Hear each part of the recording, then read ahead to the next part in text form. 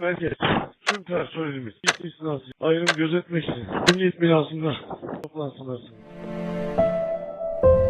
Üç katlı bina çökmüş durumda, tamam. Acil gerekiyorum. Yardıma ihtiyaç olanları hemen. Metin Tamer sitesi 9 ve 5. blok. Arkadaşlar şuraya gelsinler, ailelerine de gitsin. Tamam Recep Bey. İçeride insanlar var. Yürüyorlar.